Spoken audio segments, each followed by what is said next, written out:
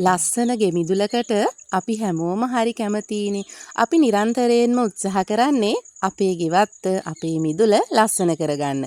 එතකොට ඒකට ප්‍රධාන තැනක් ගන්නේ මල් වර්ග සහ අපි එකතු කරන පැලෑටි ශාක වර්ග. ඉතින් මිදුල ලස්සන කරනකොට වර්ණ ගැලපීම ගැන නම් අපි හිතන්න ඕනේ. අද ඒ ගැන තමයි මෙන්න මේ පුංචි vlog එක. පුංචි මිදුලක් විශාල කරලා පෙන්වන්න සිසිල් වර්ණවලට හැකියාවක් තියෙනවා. නිල් පාට, දම් පාට, සුදු පාට තමයි මේ සිසිල් වර්ණ කියන්නේ. සිසිල් වර්ණ අපට පේන්නේ ඈතින් තියනවා වගේ.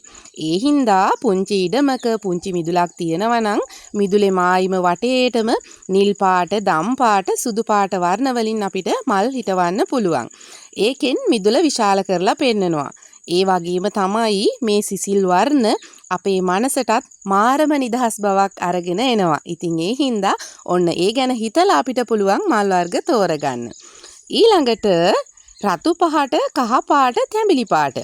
ගෙමිදුල දැක්ක ගමන් සතුටක් එක්ක උද්‍යෝගයක්, උණුසුමක් දැනෙන්න නම් උණුසුම් වර්ණවල මල් හිටවන්න ඕනේ.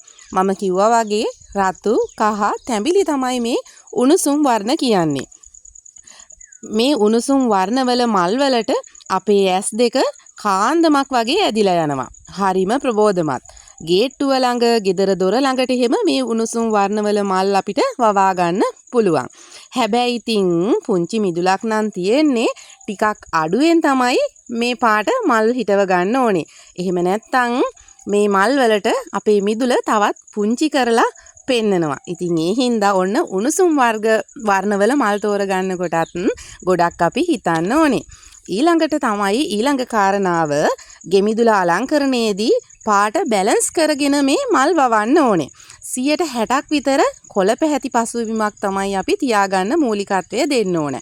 එතකොට 30ක් පමණ ප්‍රධාන එක වර්ණයක් යොදාගෙන අපේ ගෙමිදුල අලංකාර කරගන්න පුළුවන්.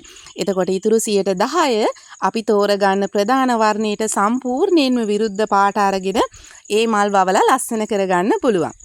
ඔය කිව්වේ දවල් කාලයටනේ. රාත්‍රී කාලයටත් අපේ ගෙමිදුලේ ලස්සන බලන්න ඕනේ නම් සුදු පාටට හුරු මල් වර්ග අපේ ගෙවත්තේ අනිවාර්යයෙන්ම තියෙන්න ඕන. ඒ වගේම තමයි අලු පැහැති කොළ එහෙම තියෙන ශාකත් එකතු කරගත්තාම රාත්‍රී කාලයේදීත් අපිට හරි ලස්සනට අපේ ගෙමිදුලේ සුන්දරත්වය දකින්න පුළුවන්. ඉතින් ඔන්න ඔය වර්ණ ටික එකතු කරගෙන අපේ ගෙවත්ත හරි අපූර්වට අපිට ලස්සන කරගන්න පුළුවන්. ඒ විතරක් නෙමෙයි ඉතින් අපේ ඉන්න ප්‍රදේශයේ උෂ්ණත්වය, දේශගුණය, කාලගුණය, වැස්ස, පස මේ හැමදේම සලකලා බලලා තමයි අපි මල් වර්ග එහෙම නැත්නම් පැලෑටි වර්ග තෝරගන්න ඕන ඒවට ගැළපෙන විදිහට.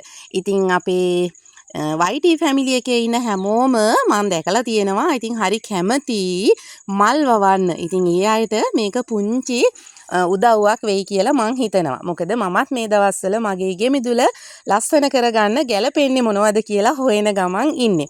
ඉතින් ඒ නිසා තමයි මම මේ දැනගත්තු කාරණා ටික ඔයාලත් එක්ක ෂෙයා කරගත්තේ. ඔයාලා දන්න දේවලුත් මේ වීඩියෝ එකට කමෙන්ට් කරන්න කියලා හරිම ආදරෙන් ඉල්ලනවා. එහෙනම් සතුටින් ඉන්න, ගිහින් එන්නම්. හැමෝටම සුබ දවසක්.